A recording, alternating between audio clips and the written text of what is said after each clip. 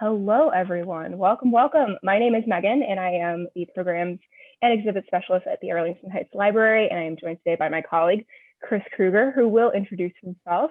And also, Tim Harrison is here. It's very exciting. All right, so Chris, it's your turn. Can you tell us a little bit about yourself and the series? Of course.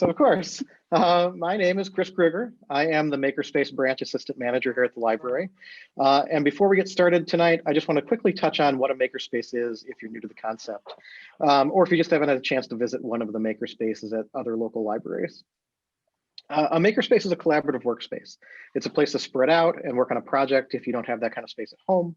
It's a place to use tools and equipment that you might not normally have access to. It's a place to network and meet fellow makers, which I think is one of the coolest parts. And it's a place to learn new skills and talents.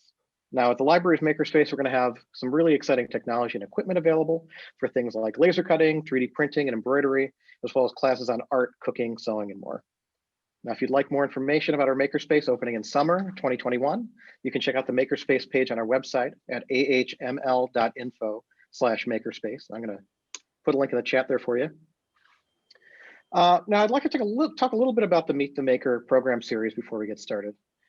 In this series, we've been exploring different ideas and interpretations of what making is.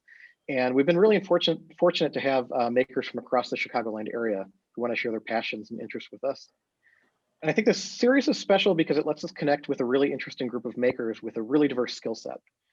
From artists to designers, craftsmen, and hobbyists, the maker community really covers such a wide variety of talents and skill sets. So far, the makers in this series have covered mediums like textiles, screen printing, beadwork, glass art, and more. And I'm really excited to see what else we're going to get to see as the series continues into 2021. So I hope you'll find inspiration in your own project while learning about different techniques in the series. And I'll just remind everyone again to please ask questions if you have them in today's program. We're really fortunate to have access to talented makers in this series, and it's a great time to ask and learn about their processes. Now, before I hand it back to Megan, I just want to say that as someone that has dabbled in prop making personally, I am completely in awe of the quality of work that Tim is putting out on a regular basis. And I think it's pretty clear why he's so in demand and well recognized. And I think we're all really in for a treat tonight. Megan, would you like to tell us a little bit more about Tim before we get started? Of course I would. Thanks. So Tim Harrison, aka HTC, is a master level award-winning costumer, craftsmanship judge, and industry fabricator. See, I'm just too excited. Who first got his start in August of 2012.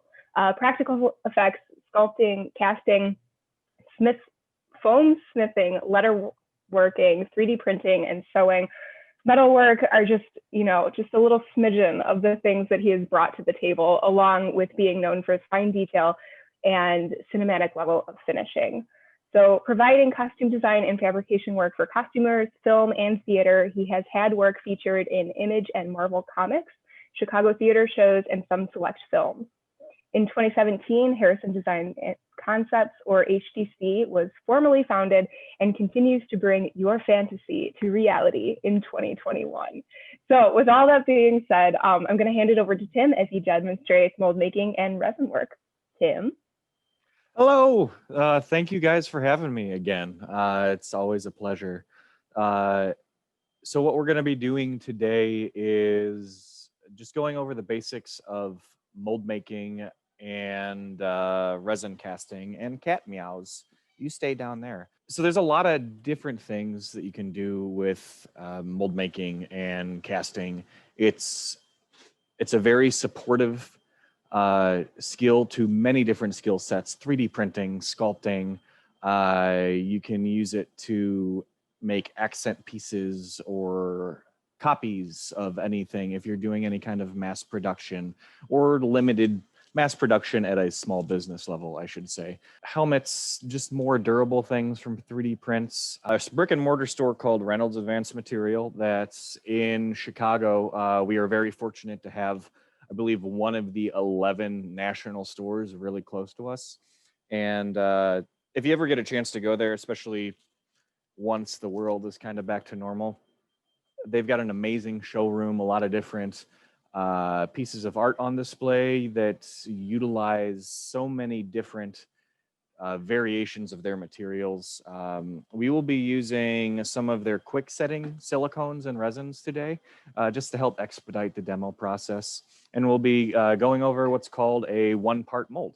So there's a lot of different kinds of mold types. 3 big ones, let's say 4 big ones, are single part molds, multi-part molds or 2-part molds, brush on molds, and matrix molds. Matrix molding is the most complicated of the mold making set, but it's also when you're doing very, very, very large things, helmets and full statues and things and beyond, it's the most economical with material use.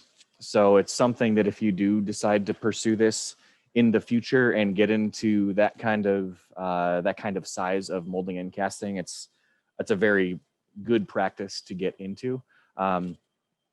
Mostly we use single part, 2-part molds, a lot of brush on molds. Actually have a brush on mold here. So brush on molds are good for helmets, masks, things like that.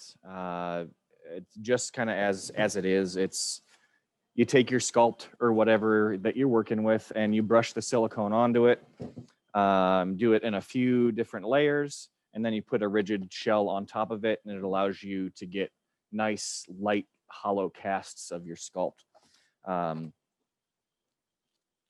Single and 2-part molds are great for just making little copies of things. So these are all little copies of stuff from 3D prints. We'll be using this little Star Trek badge for our demo today, just to show you guys what we can do, the detail that'll pick up, because it will pick up all of those little print lines and everything, as you can kind of see in here. And then we'll talk about some of the additives for processes called like cold casting using powder casts, and then also some pigments and things like that. I kind of consider mold making kind of a gateway craft, because it does open up all sorts of different possibilities for so many different things: metal emulation, LED encapsulation, and it, as I mentioned earlier, it pairs so well with freaking everything. It can also lead you into metal casting.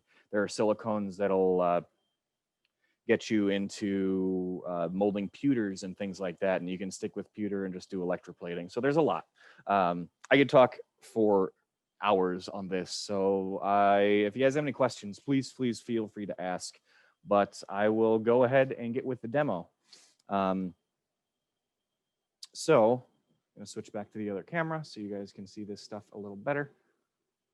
2 products that we will be using today. These are brand spanking new. The first one is Smoothcast 300Q. It's of Smooth-On's 300 family. This is their quickest setting resin that they make. The next up is their 300 line, which is wonderful. But this has a pot life, and there's a couple terms that I'll throw around that I'll try to explain them a little bit. Pot life is essentially your work time, and then cure time is how long it takes until it's ready to be prepped or used or touched, things like that. Each material has a different pot life, a different cure time, and there's a lot of different things to suit many different needs. For our silicone, which we'll be using to make our mold, we are using MoldStar 19T. This is a platinum cure silicone. There are 2 primary types of silicones. One is platinum cure, which is this one, and then one is tin cure. The difference is how they're catalyzed. Platinum cure, it's a little more expensive, but it's a 1-to-1 mix, whereas tin cure is typically a by weight or ratio, 4-to-1 sometimes. It just really depends on what you're working with.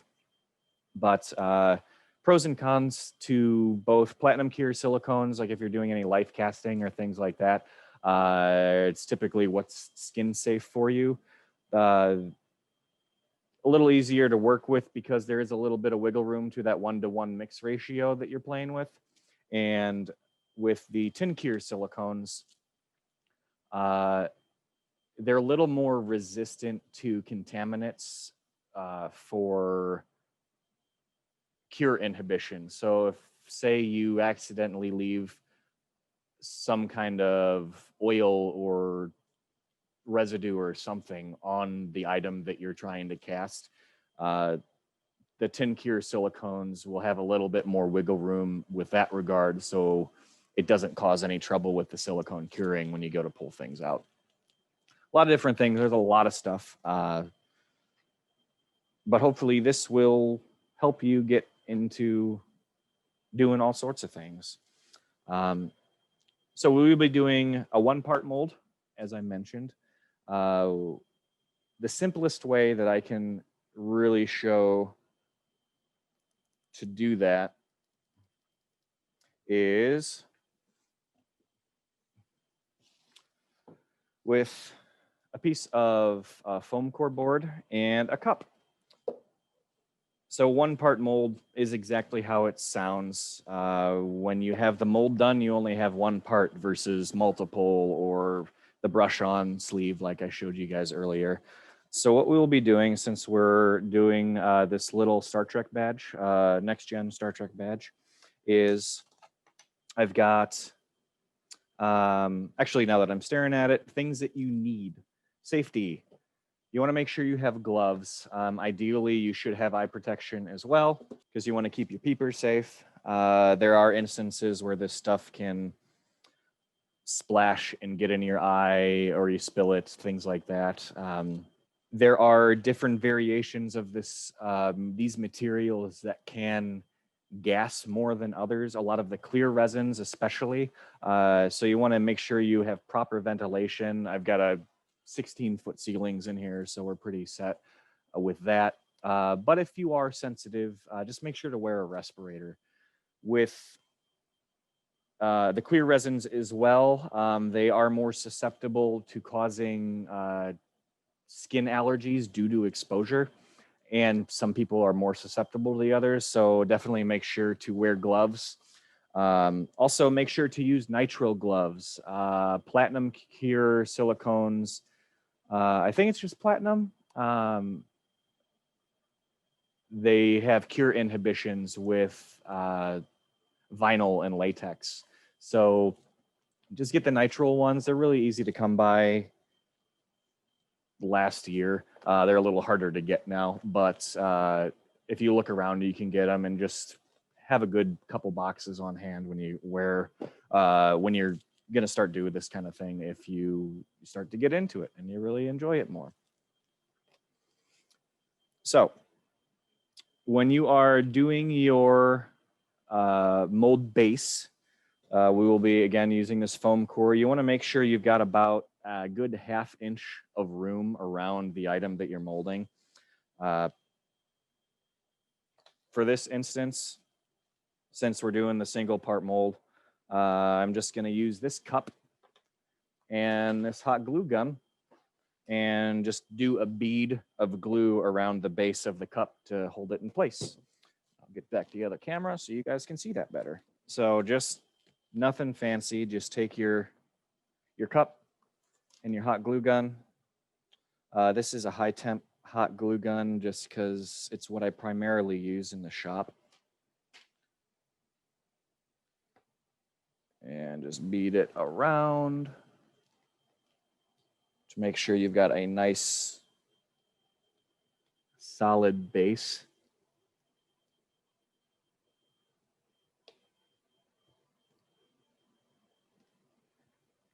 And you want to make sure that it's completely sealed so we don't have any silicone leak through when we pour our mold in there.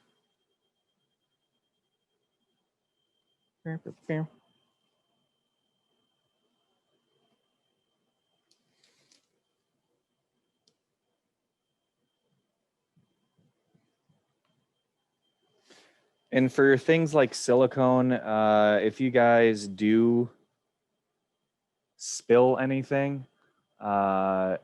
If you're on a hardwood table or something flat that's not carpet, just let it cure. And as soon as it's cured, you can just pull it right off, which will be nice versus trying to sit there and clean everything up while it's still gooey. If it gets into carpet, it's pretty much going to stay in the carpet. So just be careful where you're pouring things and what you've got around with you. So I'm going to let that set up really quick. And while that is going on, I'm going to open these guys. So these are the trial kits. The trial kits are great if you want to try a new material, as the name suggests, or if you don't want to spend a bunch of money to see if you like doing this kind of thing. Pretty much all of their products, if I remember correctly, have trial kits available. On average, they're about $40 a piece. And if you're doing small stuff, it'll last you a good long while, which is nice. With this, just like anything else, the larger quantity you buy, usually the less expensive that it is. So if you are doing larger items or things like that, it's definitely better to get the gallon kits, or if you're doing giant things, the 5-gallon kits. Just compare. So the gallon kits come in 2 1-gallon containers. And it's, I think, depending upon the material, most of the silicones are about $100 for tin cure because it's got less material because it's a by ratio. And then you think about $150 for most platinum cures, and the resins are about $100. So you're looking at $45 for these little guys, and then $100-ish depending for the big guys. So it definitely adds up if you're doing a bunch of little things. And if you feel ambitious and you're not sure how much material that you can use, you can just make up your mold box and use something like rice to get a general estimate of the cubic or the volume that you're going to need to fill it. Just put your item in the mold box, put the rice in, dump the rice out, and then measure the rice, and you'll be good. It'll be pretty close for what you need to do. So this is tacky still, but it's almost there. These are Arrow makes an industrial glue stick that's got a little extra adhesive on them, and it's what's in the gun right now. And they're awesome for sticking things together, but they take a little longer to dry. So while this is here, notice that the top is on, so we can't put anything in here. So I'm going to take this little scalpel blade and just cut the top off. Again, be mindful of what you are molding. Come on. You want to make sure you maintain that 1/2 inch to 1 inch bit of room around the item. Since we're just doing this badge, it's not super crazy deep, so we will be fine just cutting the top off.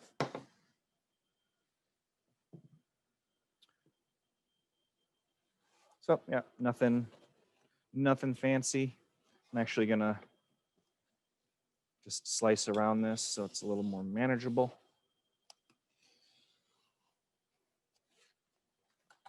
Foam core is nice for all sorts of different mold boxes. I use it for 2-part stuff as well because it is cheap.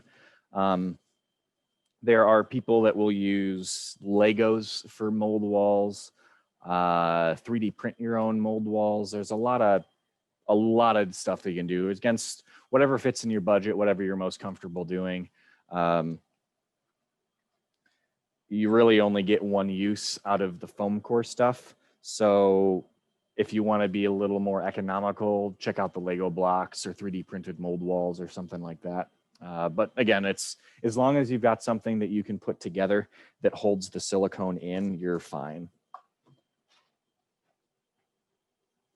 Heard a little hiss when I was trying to cut this, so I'm just gonna slop some more glue on the outside. Also, I am going to slop a little bit of glue on the back of this 3D print so it sticks to the bottom of our mold box and doesn't lift when we pour the silicone in. 3D prints especially can be light, so you definitely need to make sure that you adhere whatever you're into or whatever you're molding to your base. Because there are instances where if it's not secured, that it can lift up into the silicone and you'll pull it out and you'll just have this kind of half weird waste of silicone that, depending upon how big your item is, can be $50 that you're essentially just throwing down the drain. So that's a good amount of space on the outside there. It's nice and secure. And we've got everything sealed around the edge here. Still a little tacky. So let's mix up our material.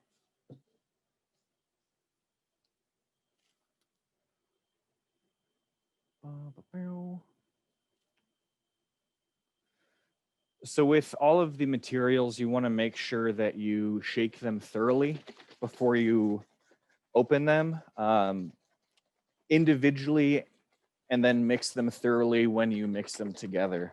If you, these can sit on the shelf for an indiscriminate amount of time, and if they, the parts separate and you don't mix them up properly, they can kind of partially cure, and you get a lot of weird cure inhibition things that can happen.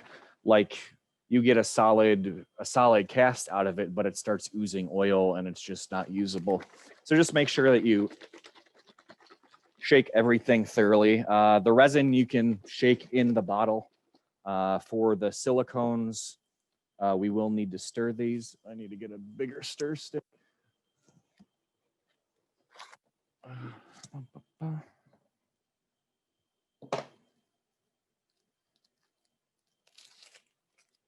And also for this, just make sure that you've got a few stir sticks on hand.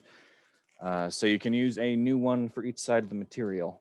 Okay, so we're just mixing thoroughly. You want to make sure you get everything up off the bottom and put it back in to the full solution. Excellent, Tim. So we do have a question. Okay, sweet. Where would you recommend looking for more information about more complicated techniques like the matrix molding you mentioned earlier? The Smooth-On website itself has a lot of fantastic information. There's a lot of great stuff on YouTube, and if you have the cash to swing the subscription, the Stan Winston School that's online has an amazing library of super informative techniques that are all made by the leading industry, whatever who's it's of that particular interest. They've got everything from mold making to painting to maquette making to animatronics to robotics, kit bashing, which is taking items from like found items and different things and smooshing them together to make a new unique item. A lot of Star Wars stuff was actually found props and kit bashed like that. A lot of old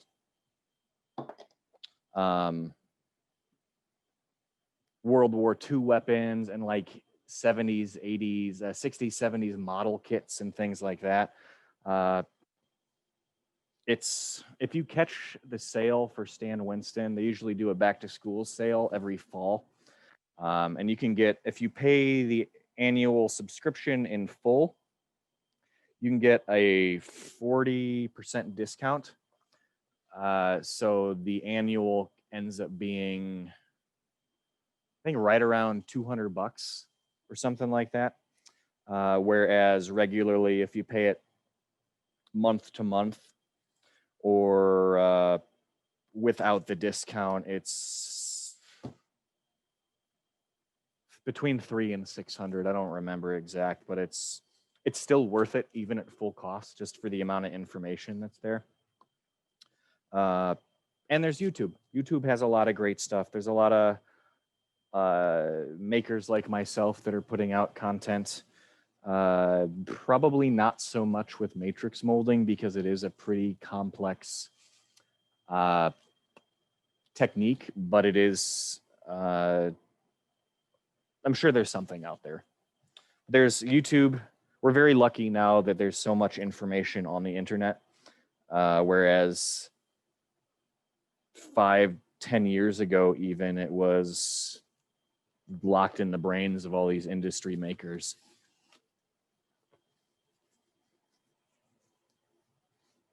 Hopefully that helps. So this side, the B side is mixed.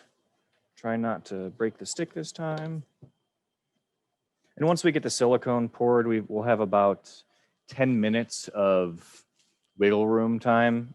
So I've got some other examples of some different casted items, some cold cast items, some multi-medium items that were cast and also have electronics and some painting and distressing on them too. And if I have anything else that's in arm's length that will help, I will grab that. Tim, you mentioned molding some, or casting some of the 3D prints you make. Mm-hmm. Are there some things that you would recommend using as the final 3D printed part versus molding and vice versa? It really depends on the printing technology that you have available to you, be it filament based or resin based. If you're only doing a one-off kind of thing, we do a lot of armors and things like that are custom sized to the client. So for us to prep and mold that for each individual and custom sized item is not economical at all. So we will just do the reinforced print. Most of that stuff we print in PETG, which it's a little harder to print than PLA, but it's got a higher glass transient temperature. And what that means is, so the glass transient temperature is typically the recommended temperature for your heated bed on your 3D printer to promote proper adhesion. PLA is between 40 and 60, 40 and 60 Celsius, depending on the brand that you're working with. Most PETGs are 80 to 90 degrees Celsius. And what that allows is, say you're in a hot state like Florida or something like that. There are a lot of circumstances, especially in the summer, where if you're hanging outside and you've got PLA printed armor on, it can start to warp and lose its shape. So there are some steps. You can resin coat, you can do fiberglass backing, you can use 2K urethane primers and things like that.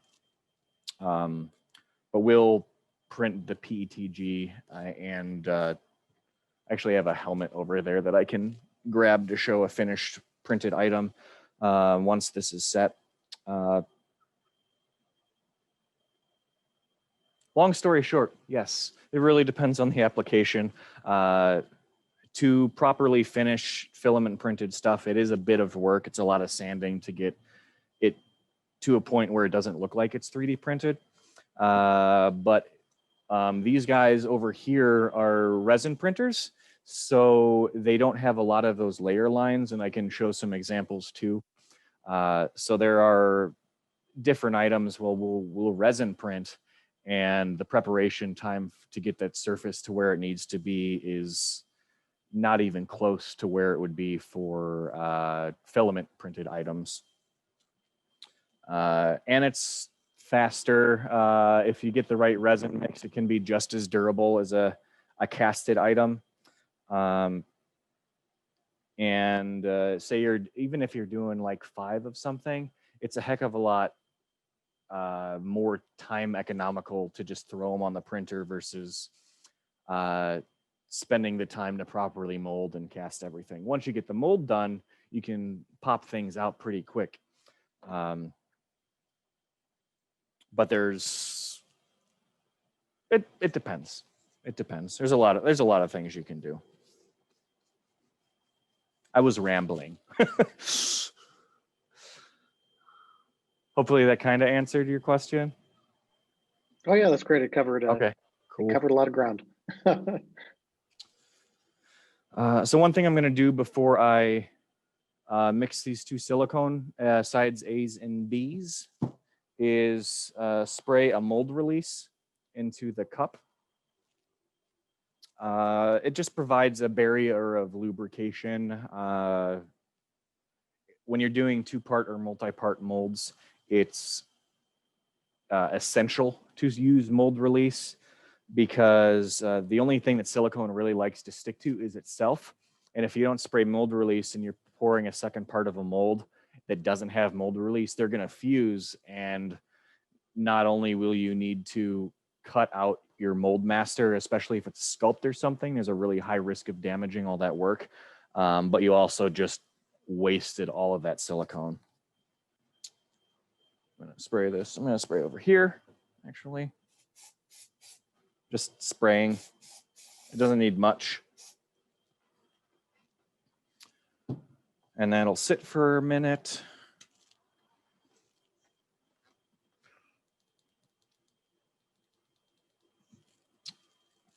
I'm going to switch over to the other camera for you guys when I do the pour.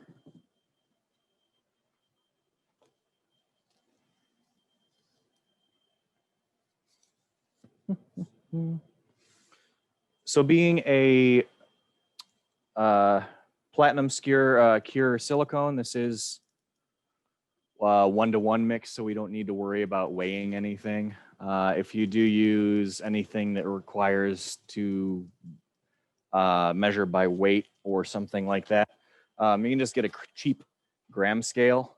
They're $10 and they'll make your life a lot easier for doing that kind of work.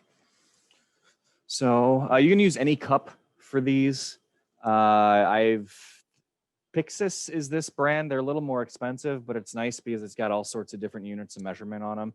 I use a lot of the dollar store kind of solo cups as well. And I'm just gonna eyeball it. Let's call this 6 ounces.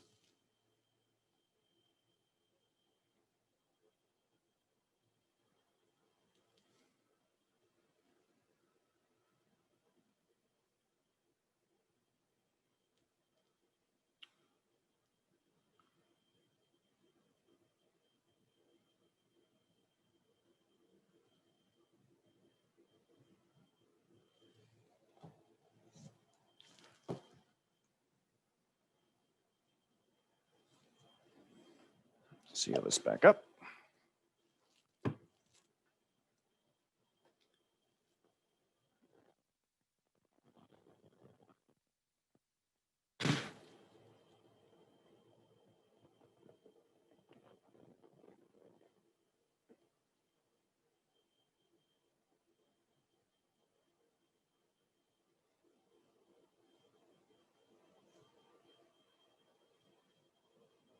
And there we go.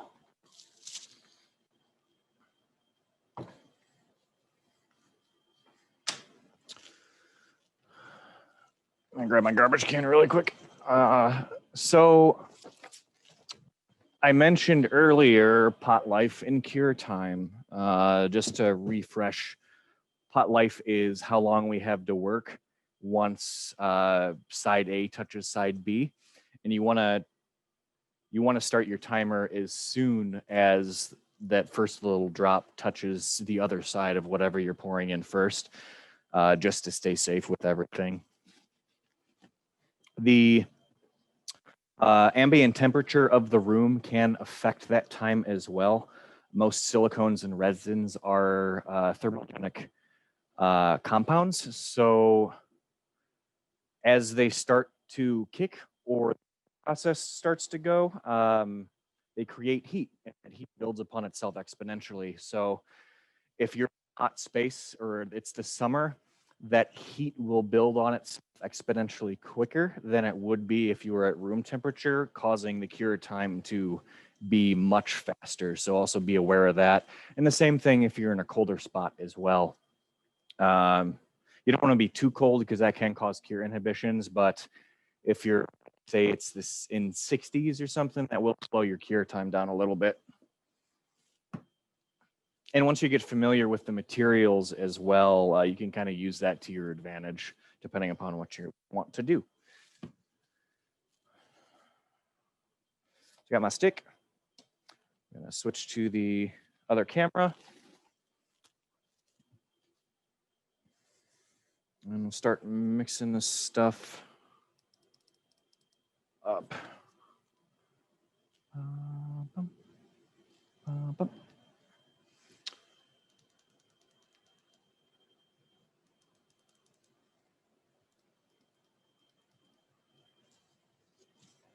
So 2 parts, A and B.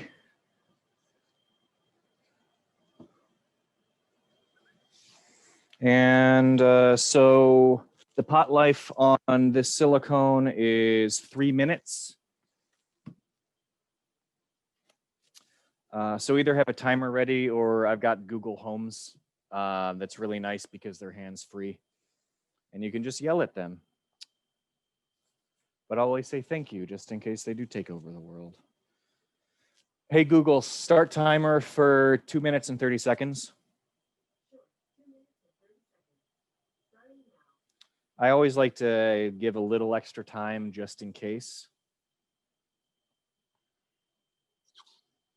So you want to make sure that you get everything out of there.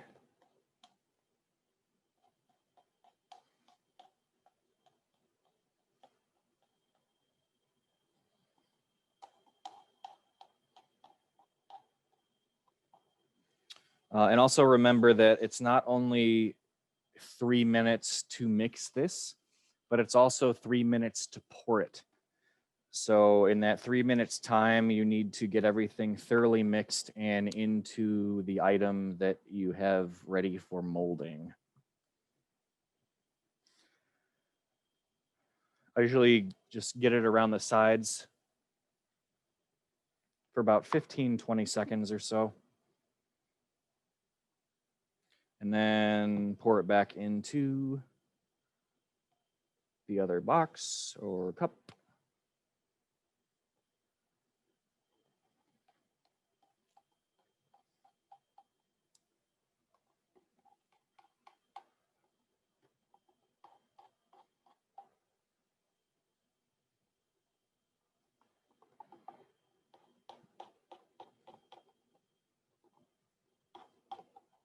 Mm-hmm.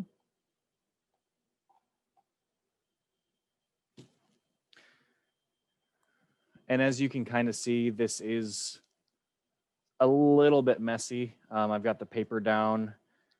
The resin's a little more manageable for this kind of casting because it is a more viscous material. So it's not as gloopy as this. But just put something down just so you don't make too big a mess, and then you can just throw it away when you're done. So that should be good. Hey, Google, how much is on the timer? Oh, cool. Thank you. So that is good and mixed. We're going to take our item. So when you're pouring your silicone, you want to make sure that you are pouring into the lowest spot of your mold. Stop. And you also want to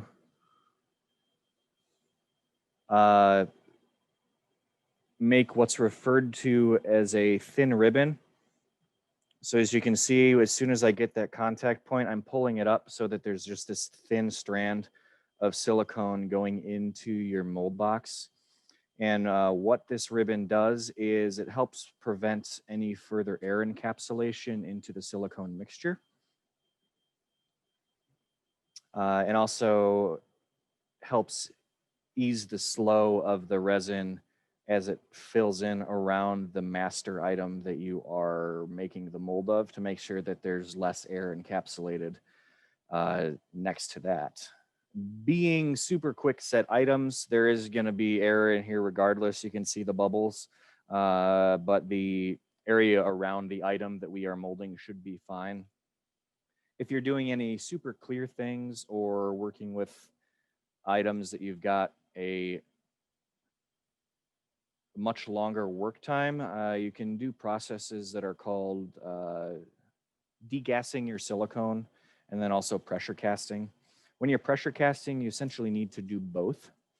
And what that does is, first you degas your silicone. So you mix it all up, then you throw it in your vacuum chamber.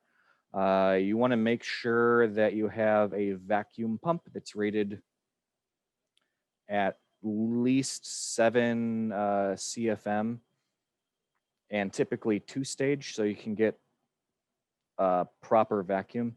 You can kind of see that it's already starting to kick, and it's not really pouring as well.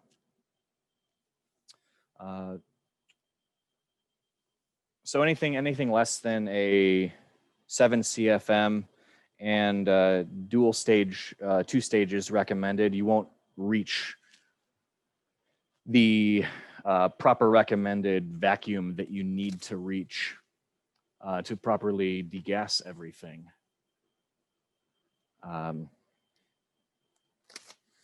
Hey, Google, set timer for 12 minutes.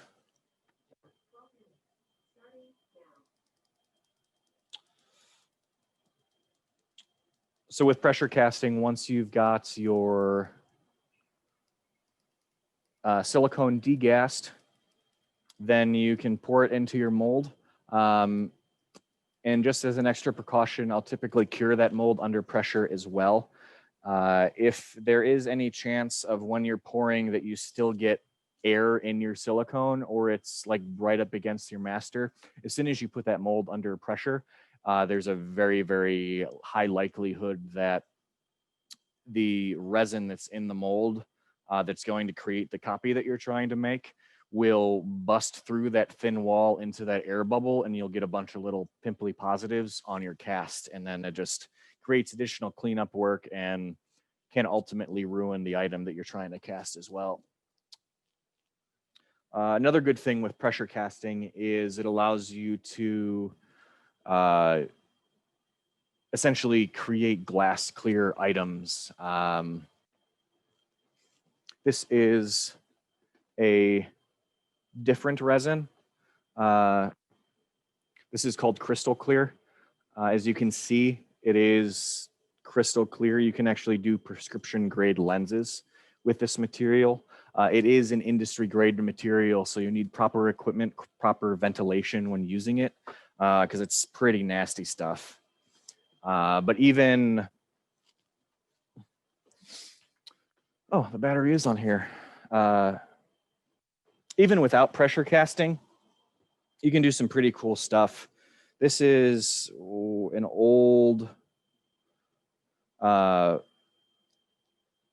mold making project from years ago. If you guys are familiar with any Miyazaki films, this is the pendant from Castle in the Sky. But this is Smooth-ON 325 resin. I'll pull the battery out with some of their So Strong pigment in it, and then there's an LED set in here that gives it the nice glow that it has in the movie. So there's a lot of different things that you can do with it that's really cool. Are there any questions while we're waiting for this to cure? So I actually have a question for you. Okay.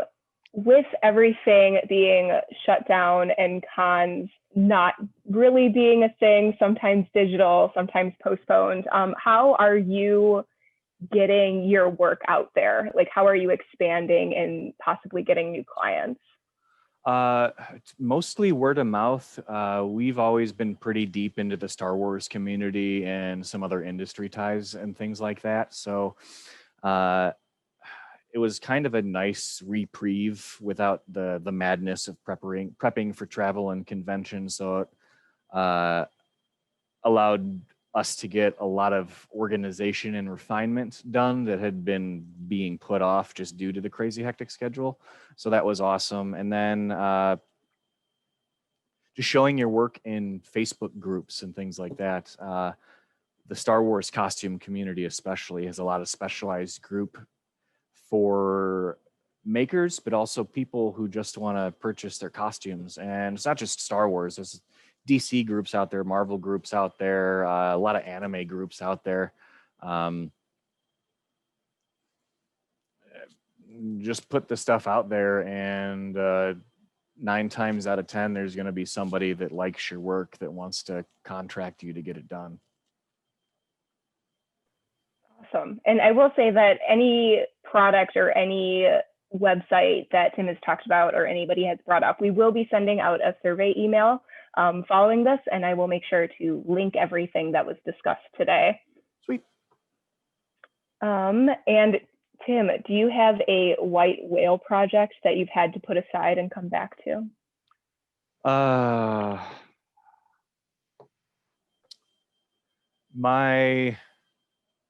There's a lot. I've got a long list of things that I want to do. I guess most recently it's my personal Mandalorian suit. It's for C2E2 this year. We put a display together in about 3 weeks, which is still next to me, but there's a lot of things that were rushed that I've got. At least the armor, I had to repattern pretty much all of the leather work and some rush paint jobs on things. So I'm looking forward to getting back and doing that properly. And then when I have time for competition building again to actually compete, I want to do a full 1-to-1 scale of Artanis, who is the Protoss leader from StarCraft 2. And he's just a beautiful giant beast that will be wonderful and terrible at the same time to make once I get around to doing it. I think that's it. And then redoing my Project Ebon Blade stuff from 2018, because that was another rushed build. So I think those are my big 3 right now. They all sound very ambitious. So 3 is probably more than enough. Yes. So this is almost done. And it is a little warmer in here, so we can massage this time. I'm gonna get the resin at least poured so we can just go. So with the resin side of doing your mold, there are pigments that you can add. So Strong is one of the normal lines. They've got UV pigments. Cryptolite's a UV reactive pigment. They have a few different variations for different UV reactive glows, which is really cool.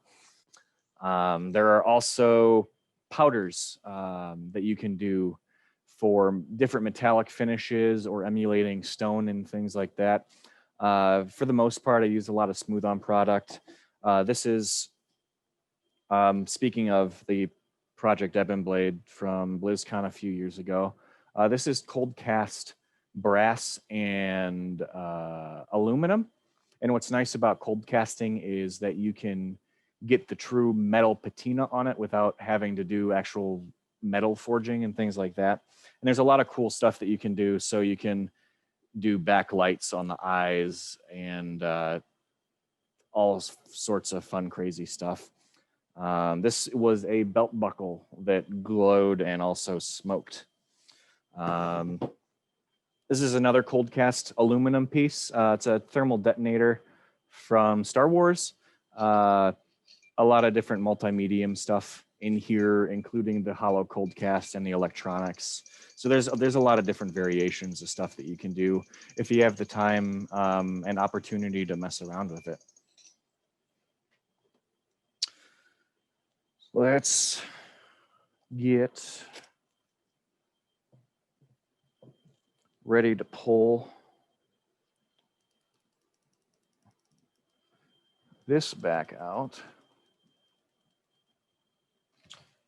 So this is pretty much cured. It's nice and solid.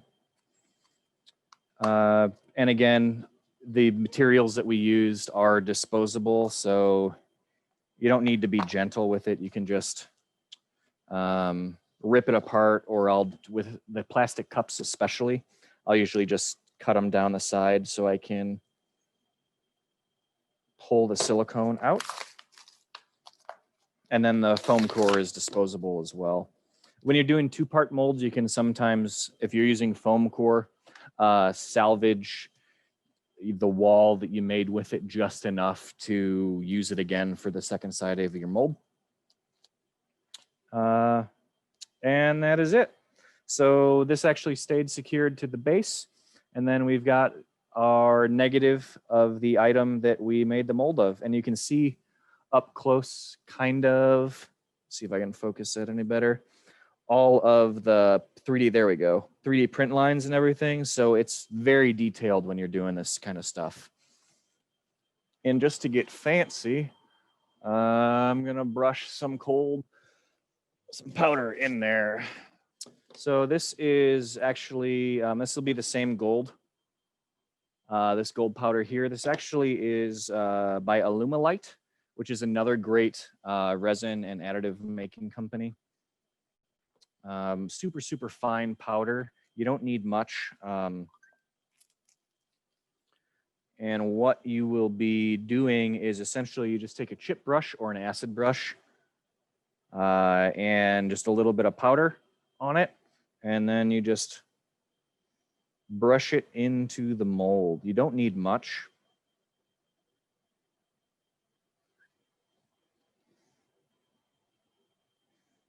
Especially with this kind of powder, a little goes a very, very long way. And then there's extra stuff in there. You can either tap it out on a piece of paper or try to get it back into the mold, or not the mold, but the container without tapping it on a paper. But you want to make sure that there are, that there's no loose powder in there. Because if there's too much powder, the resin won't get through it, and then the powder will break off when you pull your cast out, and that little bit will just flake away and leave you with a little hole. So we got a nice even coat in there. And then again, cold cast or Smoothcast 300Q are the two resins. This has a work time of about 45 seconds, and it cures in about 5 minutes or less. It's warmer in here, so it'll probably cure a little quicker than that. But I'll get through this quick so we can get you guys out of here. So again, this resin is a 1-to-1 mix. So we're doing a very small amount. I'll just do 2 ounces because it's an easy number. That's about right. This is, so A side and B side. I'm also going to throw a little pigment in there. When you are doing your pigment, make sure to throw it in your B side. It should be okay, but some materials can cause cure inhibitions if you don't mix it up properly. Just a few drops is really all you need. So I'm going to do a little bit more.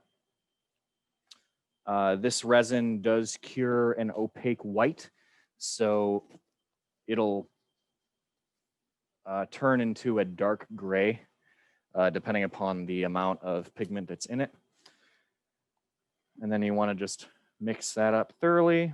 I'm not going to set a timer for this. And away we go. So essentially with this crazy quick stuff, you want to give it a good stir for about 10 seconds. Pop it back into your other cup. Stir about 10 seconds. Again, thermogenic compounds, once it's ready to be poured, you'll start to feel it warm up, and then you don't have a lot of time to get it into the mold. This stuff, similar pour to the silicones, especially when you've got a cold cast. Don't pour too heavy, just to make sure that you don't disturb any of that powder. And then you can actually, I'll see if I can get it to cure midair.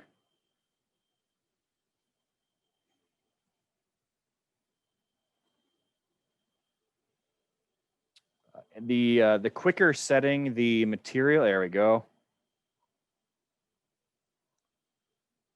The quicker setting of the material, the hotter it gets. I don't know if you can see it on the camera, but it is also gassing pretty heavily, so just be careful. And this will be too hot to touch comfortably as well.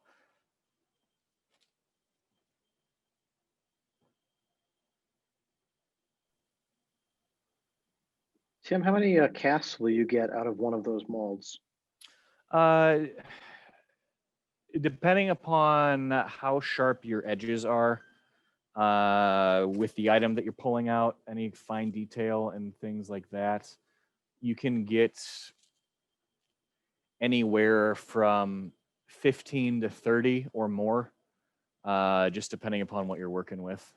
So it's, if you're doing small runs of things, it's definitely advantageous to mold and cast them. You'll probably spend a good solid day making that mold, but once the mold's done and everything's set in solid and good to go, essentially that month of prep on your master that you're trying to mold, be it 3D print or sculpt or whatnot, you can knock out, especially in like the slightly slower setting version of this, you can knock out 15 to 20 copies in a day or two if you get really ambitious. So for small shops and things, again, very much recommend if that's something that you want to do. This is almost ready to go, actually. The platinum cure silicones are a little more durable with that kind of stuff. They've got a longer shelf life and they don't degrade as they sit. It does take a long time for the tin cure silicones to degrade as they sit, but they will break down. So that's another thing you want to kind of keep in mind when you're choosing your silicone is this something that you're going to just knock out copies relatively quick and not revisit? Or is it something that you're going to pull one copy now, pull another copy next year, pull another copy the year after that, things like that? That's pretty solid.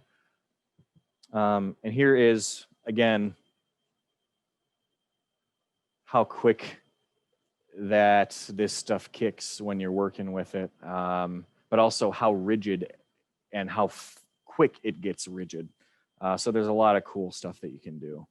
I'm going to swap back to the other camera.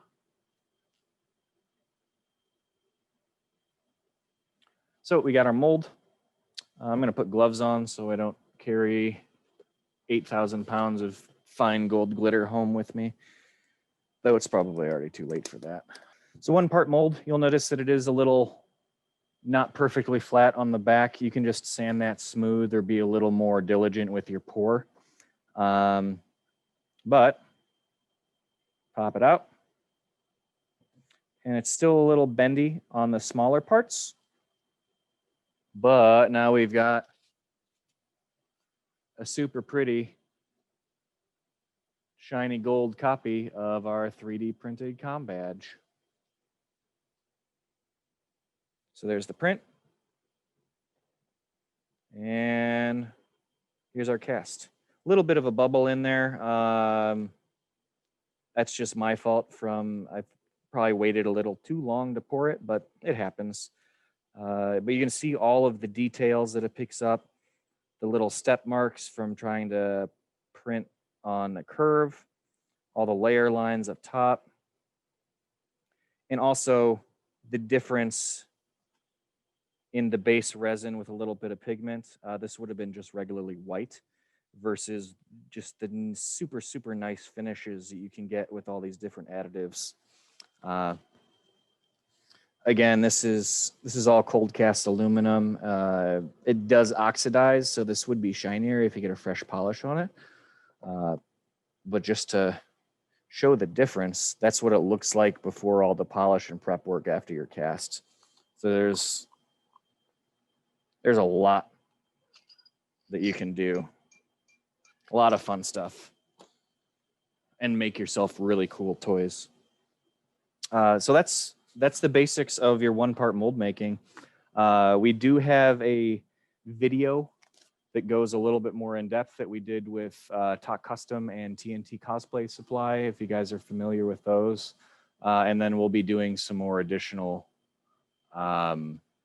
content and video work in the next quarter as well, to just reiterate a lot of this stuff and two-part mold making and a lot of things like that. Excellent. Thank you very much for taking the time to demonstrate all of these amazing techniques. I was impressed. Yeah, as soon as you pulled it out, like, it's a good thing that I was muted, because I was like, oh, wow, that's really cool. But thank you so much for doing this with us. Thank you for everyone for stopping by. If you are interested in everything that Tim talked about, as I said, we will be sending everything in a follow-up email. If you're interested in following the Meet the Maker series, our next one is Monday, January 25th, with Julie Kittredge, a local and self-taught ceramic artist. Nice. And thank you guys so much for having me back. I love doing this stuff with you, so thank you. Thanks, Tim. It was great. All right. Have a great night. Thank you, everyone. Thanks, guys. Good night.